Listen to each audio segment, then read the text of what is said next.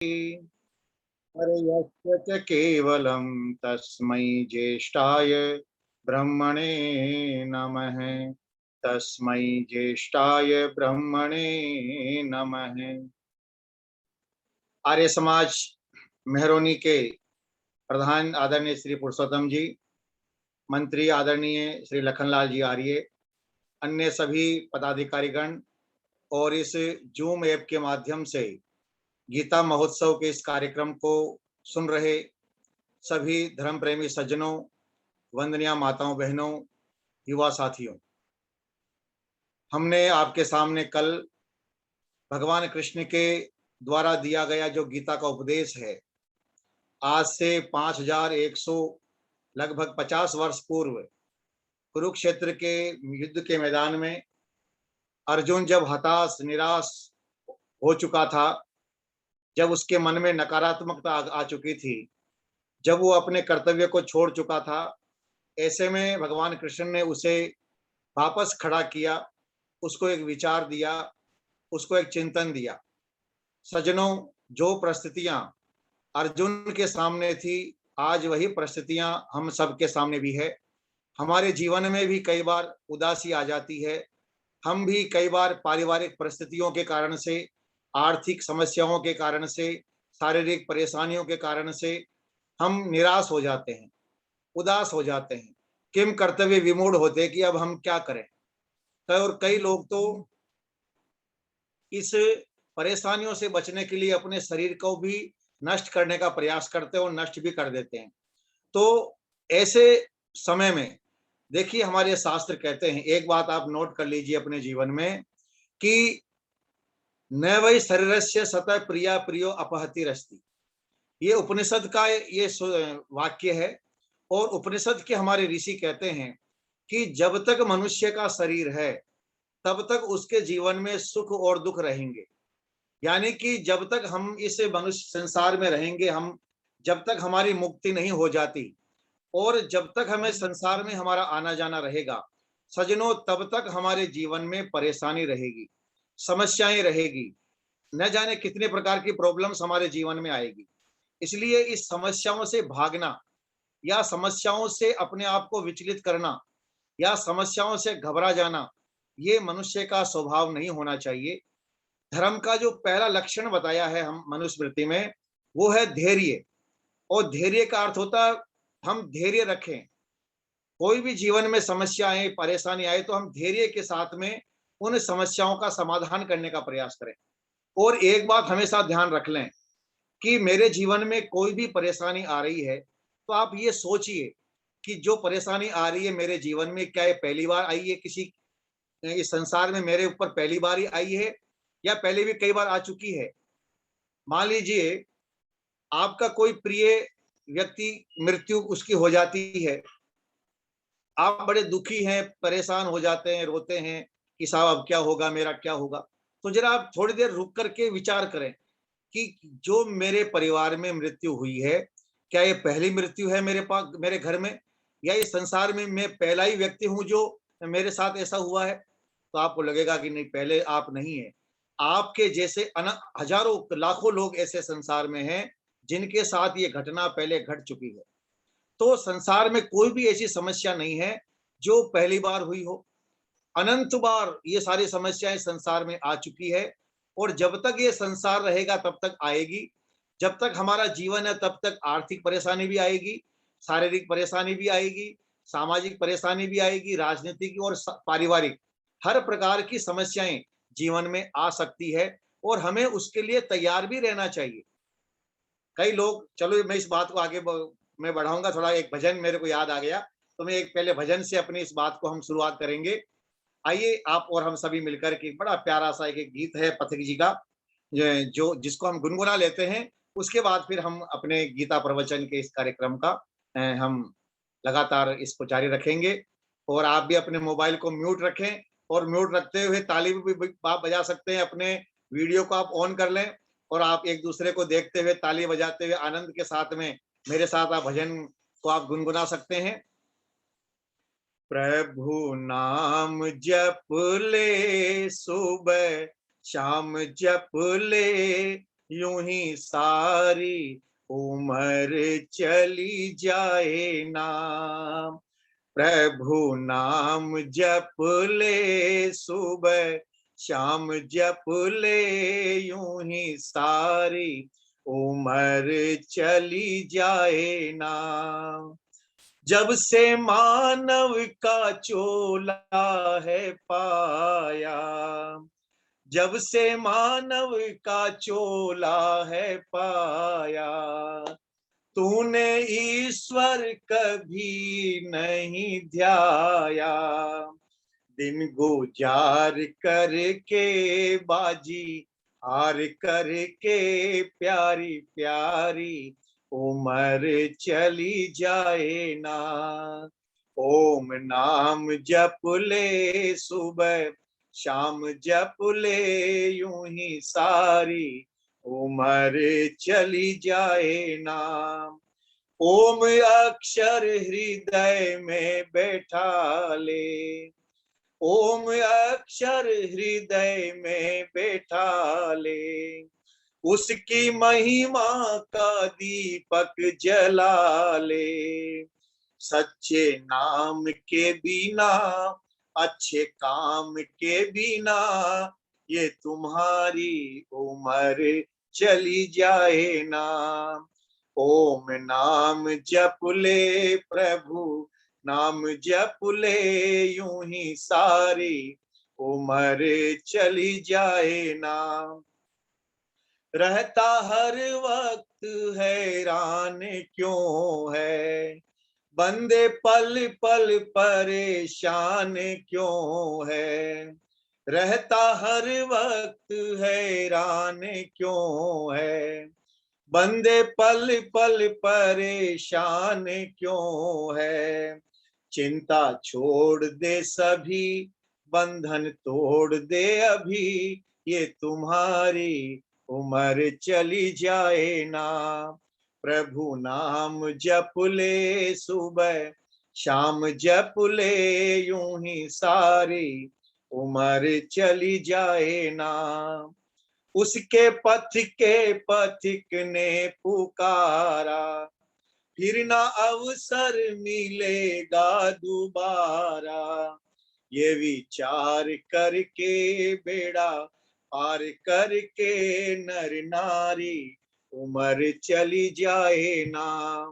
प्रभु नाम जप ले सुबह शाम जप ले, यूं ही सारी उम्र चली जाए ना। यूं ही सारी उम्र चली जाए ना। प्रभु नाम जप ले सुबह शाम जप ले, यूं ही सारी उम्र चली जाए ना। परमात्मा ने हमें जो आयु दी है, ये आयु हमारी व्यर्थ न चली जाए, बेकार न चली जाए, इसके लिए हमें चिंतन करना चाहिए। जब एक व्यापारी को हम देखते हैं, तो अभी दीपावली आने वाली है, आप देखेंगे जो व्यापारी होते हैं, वो दीपावली के अवसर पर अपने बही खातों को वो उसको चेक करते हैं। और हम सभी लोग हर मार्च के महीने से पहले हम अपना ऑडिट करवाते हैं, हमारी ऑडिट होती है। और व्यापारी अपनी समय समय पर ऑडिट करवाते रहते हैं, अपने हिसाब किताब का लेखा जोखा देखते रहते हैं कि इस साल मैंने व्यापार में कितना कमाया है, कितना मेरे को फायदा हुआ है, कितना नुकसान हुआ है। तो इस प्रकार का हिसाब किताब हर व्यापारी करता है। और यदि जो व्यापारी अपना हिसाब किताब ठीक नहीं रखता, वो व्यापार में सफल नहीं होता है, वो फेल हो जाता है। वो उसको पता ही नहीं कितना लेन है, कितना देना है, कितना खर्चा हो गया, किसमें कितना इन्वेस्टमेंट कर दिया। जब हिसाब ही उसके पास नहीं है, तो वो व्यापारी अपने व्यापार में सफल नहीं होता है। इसलिए व्यापारी सफल वही है जो समय समय पर अपना हिसाब किताब को कंप्लीट रखता है, जांच रखता है।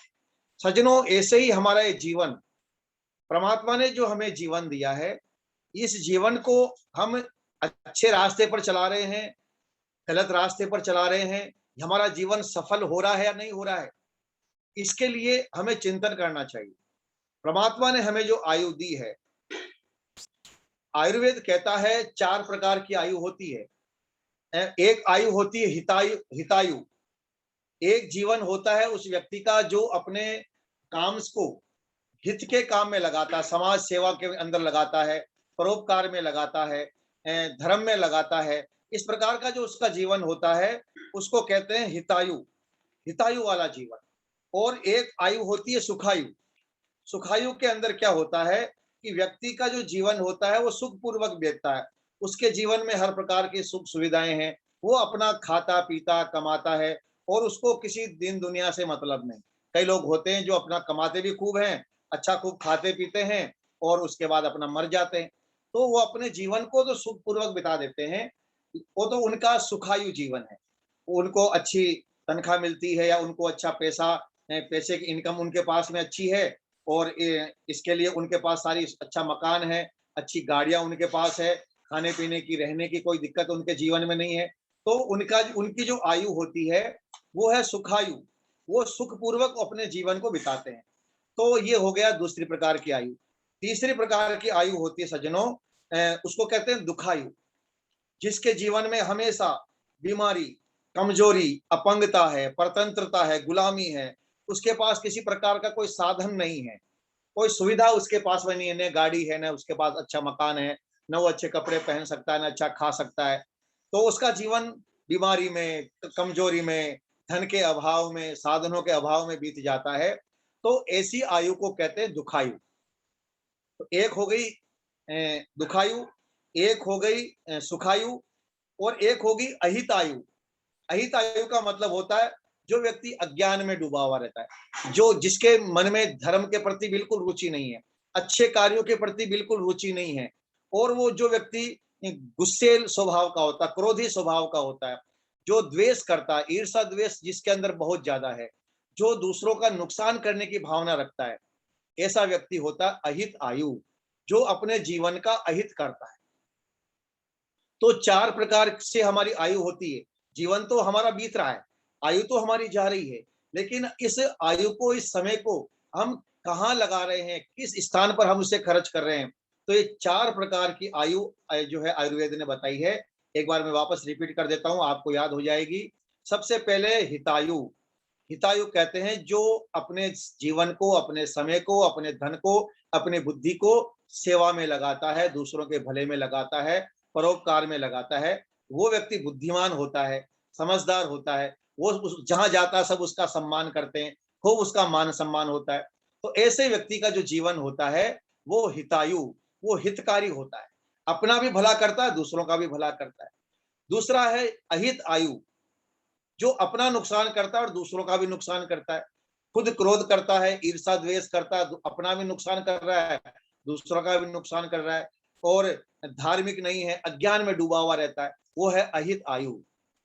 तीसरा है सुख आयु, उसके जीवन में सुख है, धन है, बढ़िया मकान है, साधन है, सुविधा है उसके पास है, जवान है, बीमारी शरीर में नहीं है किसी प्रकार की, धनवान भी है, साधन संपन्न है, लेकिन वो परोपकार नहीं करता है, दूसरों की सेवा नहीं करता, बस वो खा रहा पी रहा है, पशु योनि, पशु जीवन उसका बीत रहा है, खाना पीना और अपना सो जाना, ये उसका जीवन है। लेकिन किसी प्रकार के जीवन में उसके प्रॉब्लम नहीं है, तो वो है सुखायु, उसको जीवन सुखपूर्वक चल रहा है। चौथा है दुखायु, जो जो अपने जीवन को दुख में बिताता है, बीमार रहता है, अपंग है, कमजोरी है, गरीबी है, साधन किसी प्रकार का नहीं है, तो ये हमारा जीवन बीत रहा है। तो ये है हमारे जीवन को बिताने का तरीका। अब आप अपने जीवन को हितायु में बिता सकते हैं, अपने जीवन को दुखायु में बिता सकते हैं, अपने जीवन को आप सुखायु में बिता सकते हैं, ये मनुष्य के अपने ऊपर है।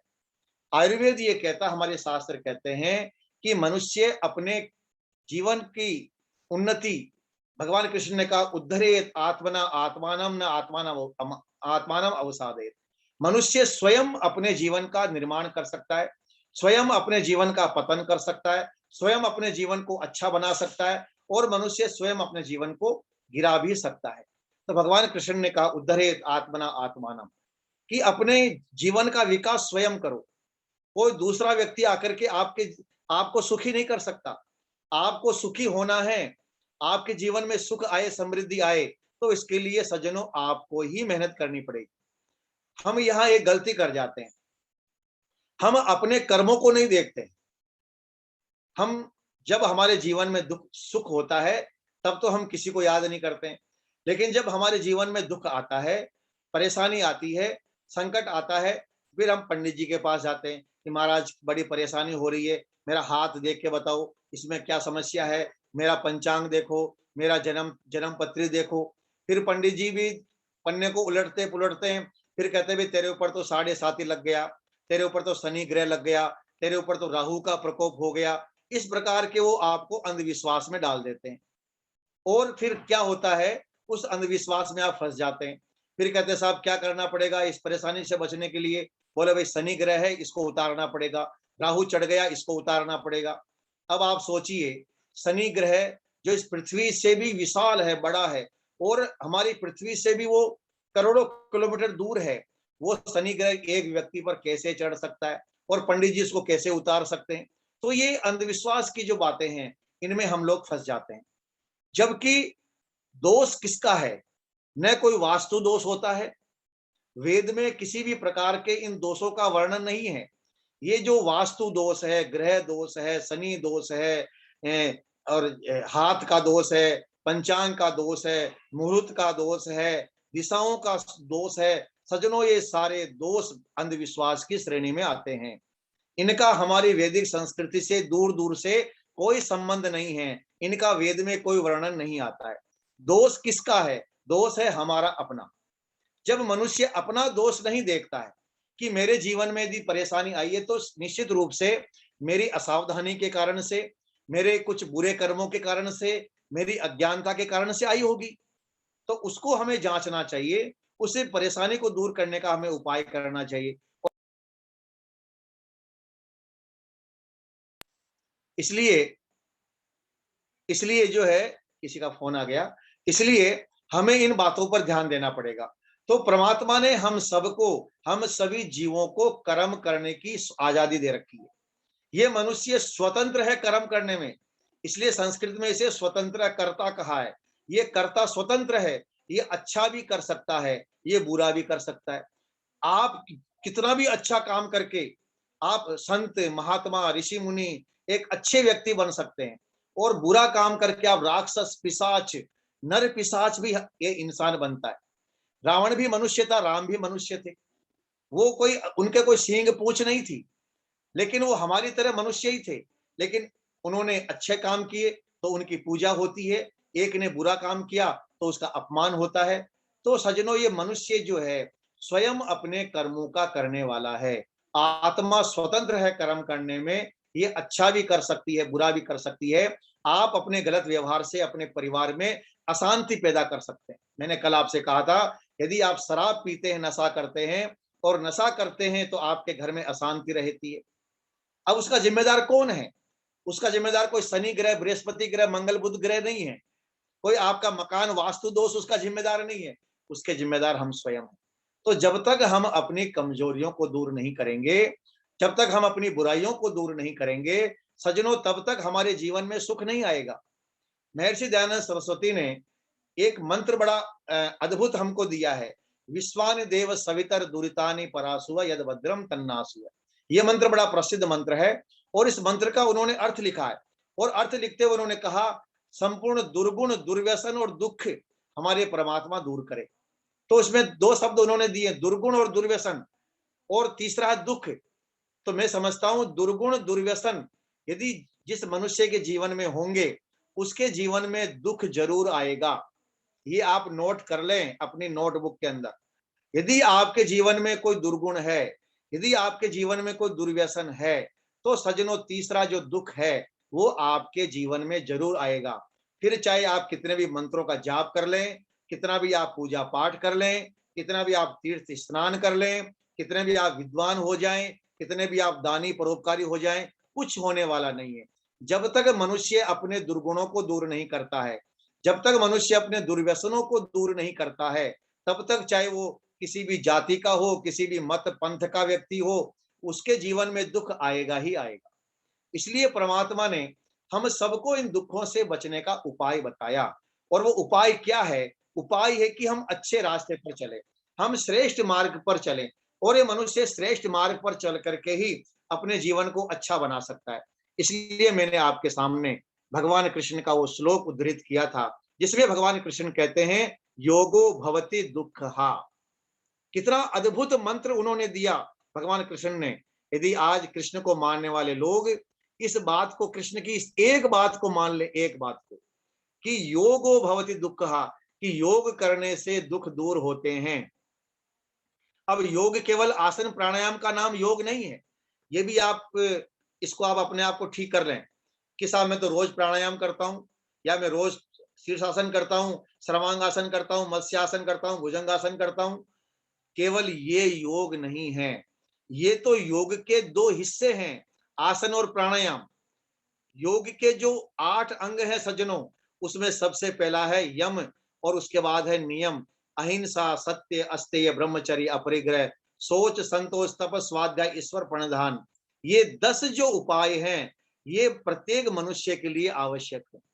और यदि हम संसार में सुख शांति चाहते हैं, अपने जीवन में सुख शांति चाहते हैं, तो ये शांति के 10 उपाय हमारे ऋषियों ने बता दिए। और जब तक ये दुनिया इन 10 उपायों पर नहीं चलेगी, ये धर्म की बात नहीं है कि आप हिंदू बन जाएंगे तो सुखी हो जाएंगे, या मुसलमान बन जाएंगे तो सुखी हो जाएंगे। दुनिया में न हिंदू बनने से, न मुसलमान बनने से, न ईसाई बनने से मनुष्य सुखी होता है। जब तक मनुष्य मनुष्य नहीं बनेगा, जब तक ये मानव मानव नहीं बनेगा, तब तक वो सुखी नहीं हो सकता। तो हमें तो पूरे संसार में सुख शांति फैलानी है। हम चाहते हैं कि पूरी दुनिया में सुख शांति आ जाए, तो पूरी दुनिया के लोगों को मनुष्य बनना पड़ेगा, इंसान बनना पड़ेगा। आज इंसान इंसान नहीं है, इसलिए तो दुखी है वो, परेशान इसलिए तो है कि हम इंसान नहीं रहे। जो अफगानिस्तान के अंदर तालिबान घुस रहा है, और वो घुस करके वहां बहु बेटियों पर हाथ डाल रहा है, उनकी इज्जत से खेल रहा है, उनका अपमान कर रहा है, वहां के लोगों को मार रहा है, क्या वो मनुष्य है? जब वो मनुष्य ही मनुष्य की हत्या कर रहा है। अफगानिस्तान में रहने वाला भी मुसलमान, तालिबान भी मुसलमान, तो मुसलमान है, दोनों मुसलमान है, लेकिन वो भी मार रहे हैं एक दूसरे को। पाकिस्तान में चले जाइए, अहमदिया, बरेलवी, वहाबी, न जाने कितने प्रकार के संप्रदाय हैं, एक दूसरे को मार रहे हैं, एक दूसरे को वो काफिर कह रहे हैं। शिया सुन्नियों को काफिर कह रहे हैं, शिया सुन्नियों को काफिर कह रहे हैं। तो आखिर इंसान इंसान का दुश्मन हो रहा है। हिंदुओं में भी अनेक प्रकार के जातिवाद है, मैं छोटा जाति का, तू बड़ा जाति का, जातिवाद हमारे अंदर है।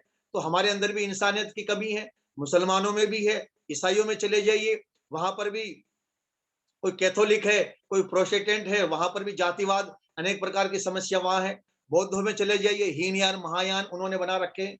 जैनियों में चले जाइए, कोई स्थानकवासी है, कोई मूर्ति पूजक है, कोई दिगंबर है, कोई श्वेतांबर है। कहाँ है शांति? किस धर्म के अंदर शांति है? शांति सज्जनों धर्म के अंदर, इन मत पंथों में शांति नहीं होती है। शांति मनुष्य के हृदय में होती है, शांति मनुष्य के बुद्धि में होती है, शांति मनुष्य के कर्म के अंदर होती है। और जब तक मनुष्य शुभ कर्म नहीं करेगा, चाहे वो किसी भी धर्म का हो, किसी भी मत पंथ का मानने वाला हो, कोई ये कहे साहब आप हमारे संप्रदाय में आ जाइए तो आपके जीवन में सुख और सुखी हो जाएगा। देख लीजिए आप उनको, संप्रदाय के लोगों को, क्या वो संप्रदाय के मानने वाले लोग सब सुखी हैं? यदि वो सुखी है तो हम सभी उनके संप्रदाय को मानने को तैयार हैं, लेकिन हम देखते हैं उनमें भी सुख नहीं है। तो सज्जनों, सुख जो है वो मनुष्य के सच्चे ज्ञान के द्वारा प्राप्त होता है। और जब तक मनुष्य को सच्चा ज्ञान प्राप्त नहीं होता, जब तक मनुष्य अच्छे मार्ग पर नहीं चलता, शुभ मार्ग पर नहीं चलता, श्रेष्ठ कर्म नहीं करता, तब तक चाहे वो किसी भी धर्म का बन जाए, किसी भी मत संप्रदाय का बन जाए, किसी को भी अपना गुरु बना ले। आजकल ये भी बड़ा एक परंपरा चल रही है गुरु बनाने की, और कह रहे साहब जब तक गुरु नहीं बनता तब तक मनुष्य का जीवन ही व्यर्थ है। ये तो सही है कि बिना गुरु के ज्ञान नहीं होता है। तो हमारे शास्त्रों में 3 गुरु बताए हैं, मातृमान, पितृमान, आचार्यवान पुरुषो वेद है। पहला गुरु हमारी माँ, दूसरा गुरु हमारा पिता, और तीसरा गुरु जो हमें ज्ञान देता है, हमें शिक्षा देता है। तो 3 गुरु तो मनुष्य के होते हैं, और ये तीनों ही गुरु धार्मिक होने चाहिए, विद्वान होने चाहिए। तो हम भगवान कृष्ण की उस संदेश पर हम चर्चा कर रहे हैं, जिसमें भगवान कृष्ण कहते हैं हम अपने जीवन को के जो दुख हैं, उन दुखों को कैसे दूर करें।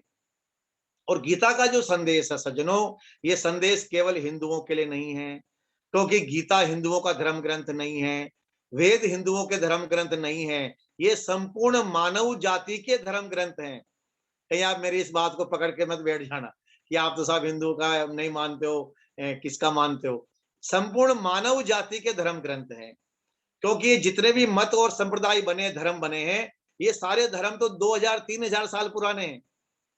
ईसाई धर्म 2021 साल पुराना, मुस्लिम धर्म 1441 साल पुराना, बौद्ध और जैन परंपराएं भी 3500 साल पुरानी है, इससे पुरानी नहीं है। तो उससे पहले कौन से धर्म थे, उससे पहले कौन से मत पंथ थे इस दुनिया के अंदर? तो उस समय केवल एक ही धर्म था और वो था वैदिक धर्म, वैदिक परंपरा, जिसका उल्लेख भगवान कृष्ण ने भी किया है, जिसका उल्लेख हमारे शास्त्रों में किया है कि हम सभी लोग आज से 3-3.5 हजार साल पहले पूरी दुनिया के लोग वेद की शिक्षाओं को मानते थे और वेद की परंपराओं को मानते थे। और जब से हमने वेद की परंपरा को छोड़ा, तब से ही हम भटक गए, तब से ही अनेक प्रकार के मत पंथ संप्रदाय बन गए, अनेक प्रकार के धर्म के नाम पर जो लोगों ने अपना अपना धंधा शुरू कर दिया। सज्जनों, धर्म तो एक ही होता है और वो मानव धर्म है, वो है मनुष्यता, वो है इंसानियत, और यही इंसानियत हम सब के अंदर आए।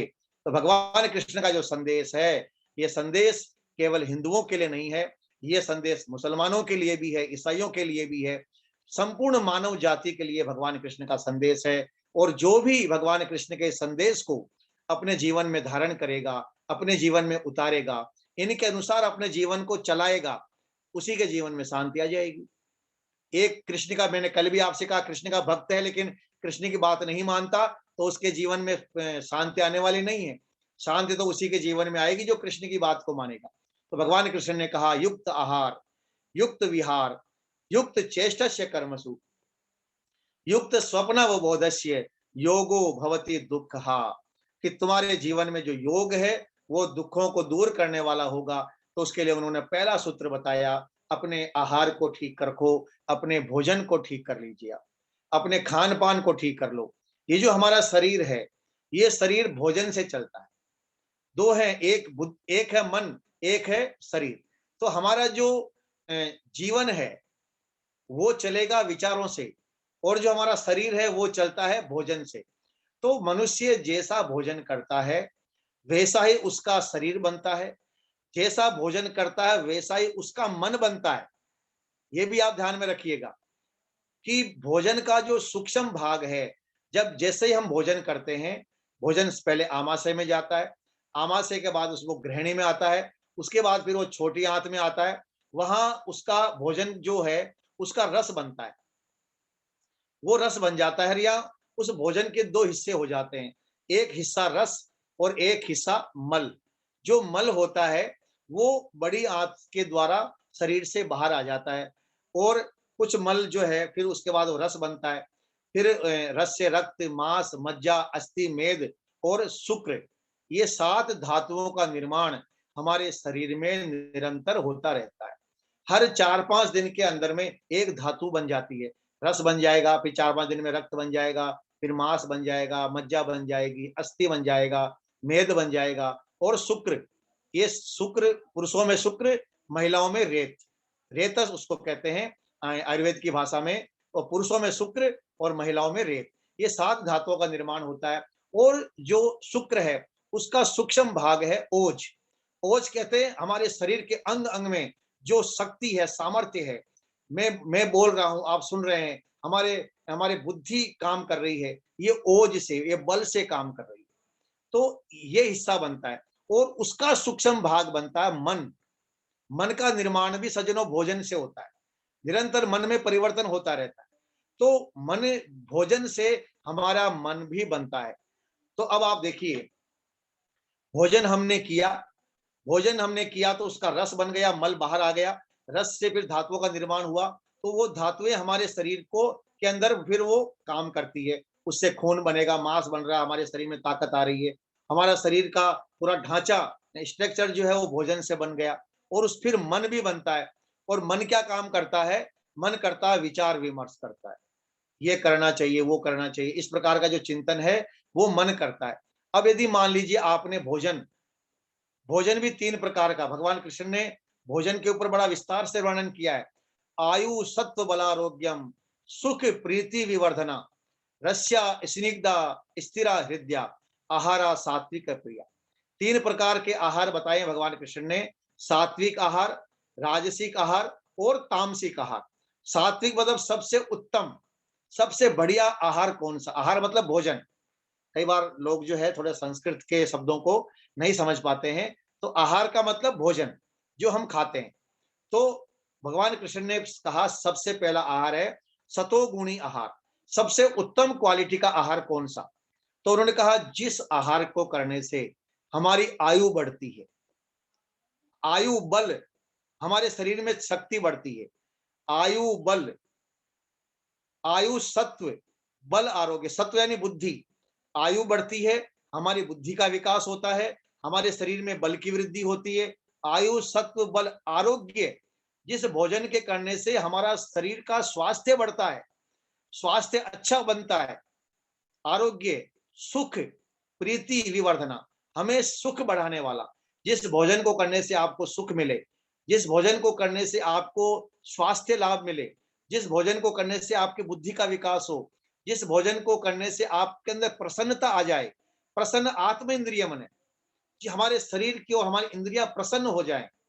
तो कहते हैं आयु सत्व बल आरोग्य सुख प्रीति विवर्धना स्थिरा हृदया। स्थिर कहते हैं जो हमारे जीवन हमारी आयु को स्थिर कर दे, जल्दी आयु को समाप्त करने वाला न हो, ऐसा हम चीज न खाएं जो हमारी आयु को तुरंत नष्ट कर दे। हृदय, हृदय कहते हैं जो हृदय को अच्छा लगे, हमारा हृदय मजबूत हो, हृदय की भी रोग न हो जिसको, और हृदय को अच्छा लगे। भाव, भाव दो प्रकार का हृदय है, एक तो ये मांस का लोथड़ा है और एक इसमें भावनात्मक। तो दोनों ही हमारा अच्छा हो, भोजन करके प्रसन्नता हो जाए, आपका शरीर हल्का हो, आपकी बुद्धि का विकास हो, आपका आपकी आयु बढ़े, आपका आरोग्य आपको मिले। तो ऐसा जो आहार होता है उसे उसे भगवान कृष्ण कहते हैं वो है सतोगुणी आहार, यानी सबसे अच्छा आहार माना जाता है। दूसरा है रजोगुणी आहार। रजोगुणी आहार क्या होता है? कटु अम्ल लवण उष्ण तीक्ष्ण, जो कड़वा हो, तीखा हो, ज्यादा मसाले वाला हो, जो हमारे शरीर में चंचलता पैदा कर दे, जो बेचैनी पैदा कर दे, वो है राजसिक आहार, जो दूसरे नंबर का आहार है।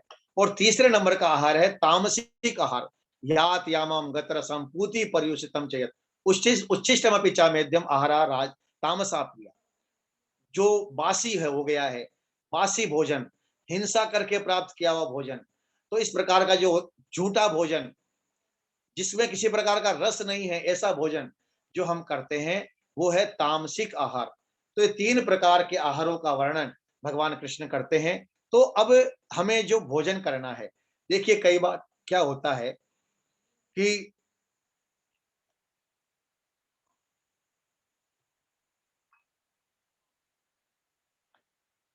एक सवाल कई लोग करते हैं कि जी हम तो सात्विक भोजन करते हैं, हमारे खान पान एकदम बिल्कुल सात्विक है, हम किसी प्रकार का नशा नहीं करते हैं, फिर भी हमारे अंदर बीमारी कैसे आ गई? ये सवाल बहुत ज्यादा लोगों के मन में रहता है। तो सज्जनों, इसका कारण है कि कहीं ना कहीं उस सात्विक भोजन तो है हमारा, अच्छा भोजन तो हम कर रहे हैं, लेकिन उसको करने का तरीका हमारा ठीक नहीं है। अब तरीका क्या होना चाहिए भोजन करने का?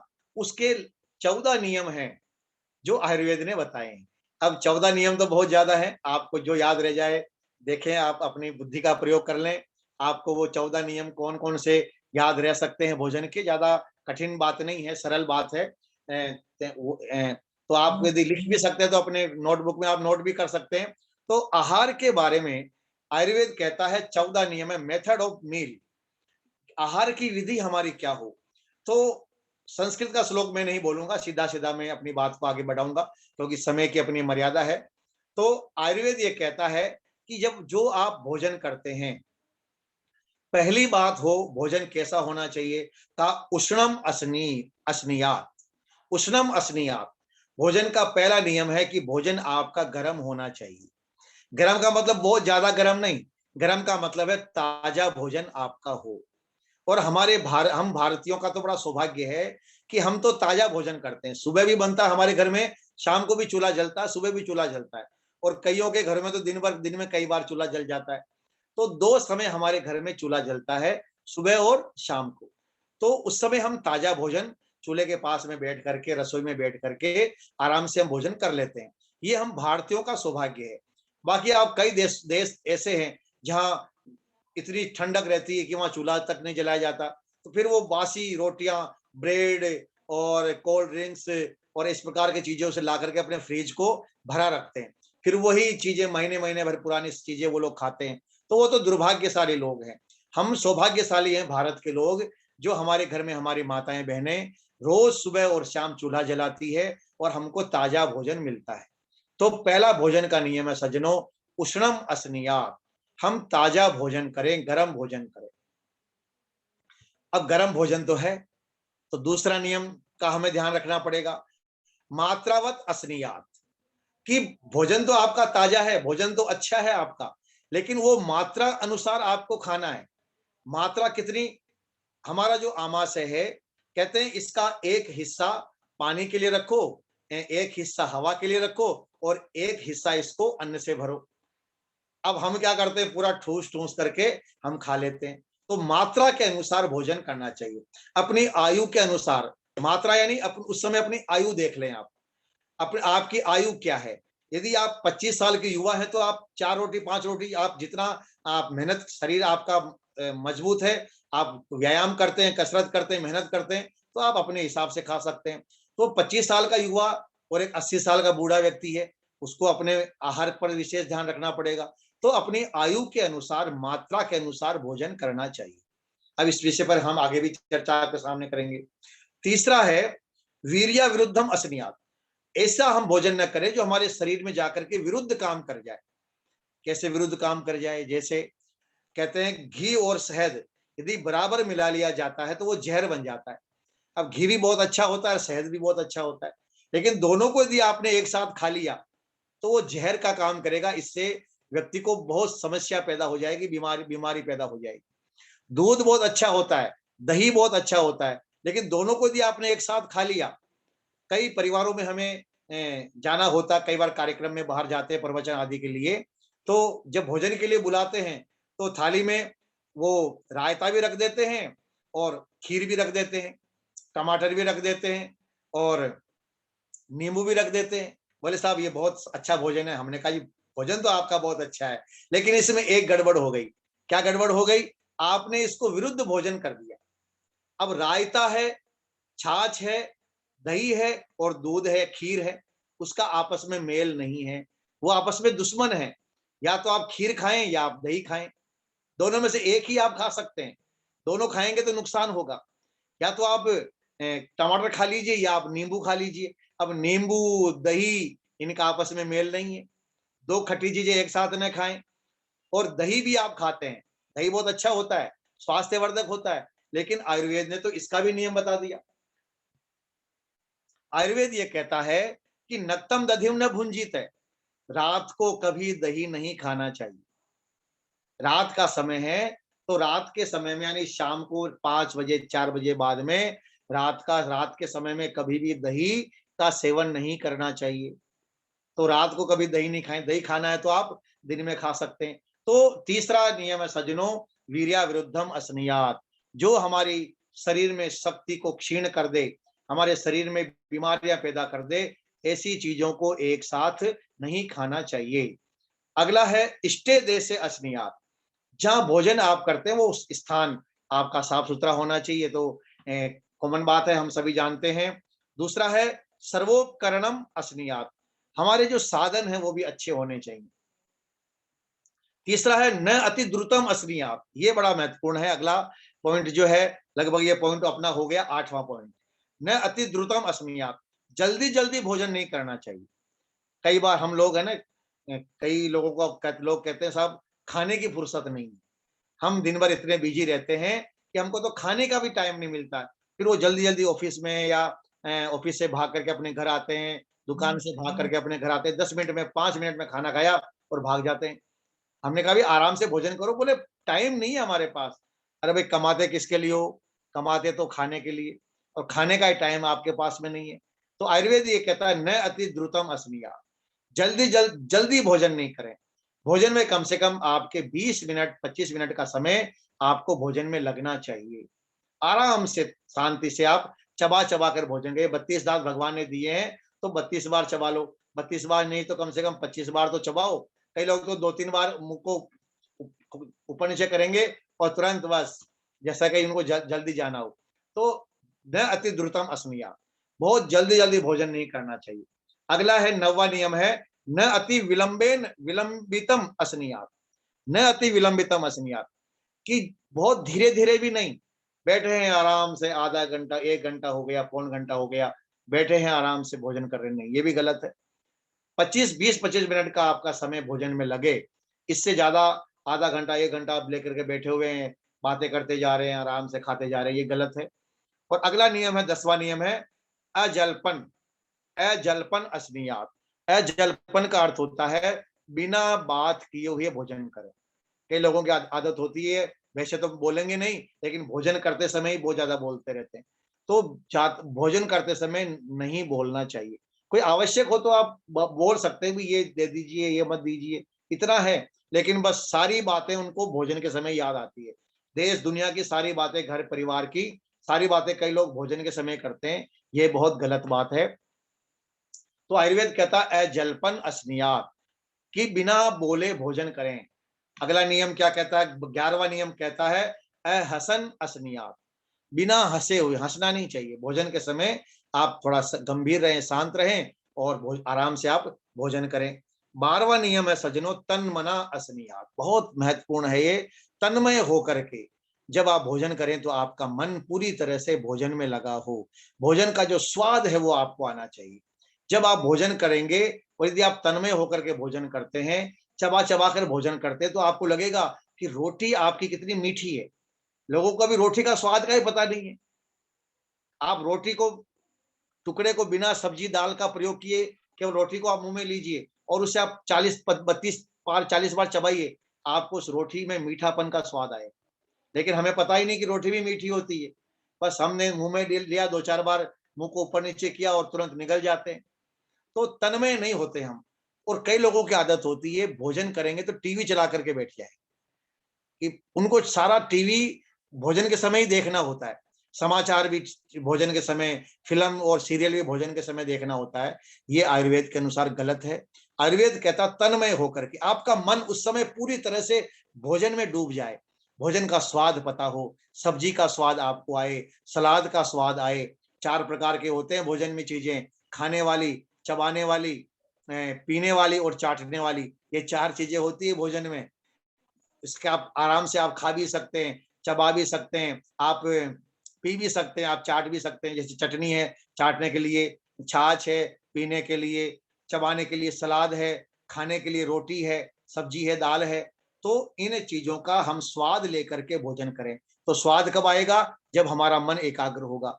जब मन एकाग्र होता तभी सुख मिलता है। आप चाहे किसी का भी सुख आप लेना चाहो, यात्रा का सुख लेना चाहो, पढ़ने का सुख लेना चाहो, संगीत आप सुन रहे हैं और आपका ध्यान ही नहीं है संगीत की तरफ, तो संगीत का आनंद आपको नहीं आएगा। आनंद तभी आएगा जब आपका मन उसमें लगा होगा। तो भोजन का आनंद लेना है तो तन्मय अस्मिया, तन्मना अस्मिया, तन्मय होकर के हमें भोजन करना है, मन लगाकर भोजन करना है। और 14वां 13वां नियम है एकाग्रचित होकर के, कोई दूसरा काम नहीं, भोजन के समय केवल भोजन।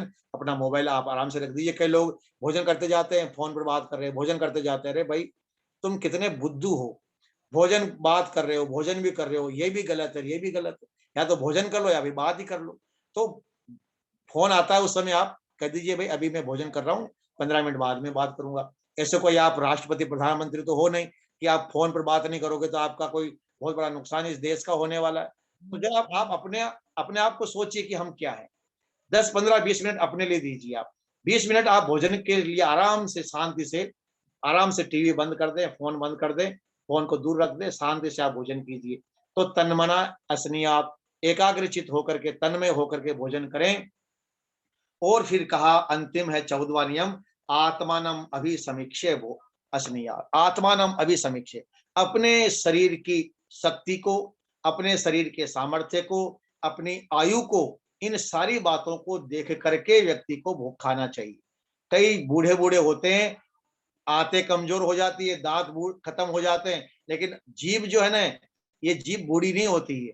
ये जीभ तो 90 साल की अवस्था में, 80 साल की अवस्था में भी लप लप करती रहती है।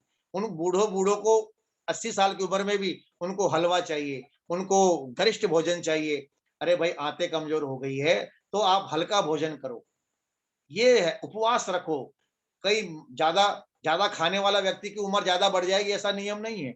मात्रा के अनुसार जो व्यक्ति भोजन करता है, सज्जनों, वही पथ्य आहार के बारे में आयुर्वेद का स्पष्ट निर्देश है कि चिंता, शोक, भय, क्रोध और रात्रि जागरण, सुनिएगा आप ध्यान से, यदि आप इन सब नियमों का पालन भी कर रहे हैं, इन नियमों का पालन तो करना ही है, लेकिन यदि आप इन सब नियमों का पालन कर भी रहे हैं, लेकिन यदि आप चिंता करते हैं, तनावग्रस्त रहते हैं, यदि आप शोकग्रस्त रहते हैं, हमेशा दुखी रहते हैं, यदि आप डरे हुए रहते हैं, यदि आप क्रोध स्वभाव के आप हैं, यदि आप रात को ज्यादा जागरण का काम, रात को ज्यादा देर तक आप जागते रहते हैं, तो आयुर्वेद कहता है कि इन कारणों से, चिंता से, शोक से, डर से, क्रोध से, रात्रि जागरण, इन सब कामों को करता हुआ व्यक्ति यदि मात्रा पूर्वक भोजन भी करता है, पथ्य आहार भी लेता है, तो भी वो भोजन उसका पचता नहीं है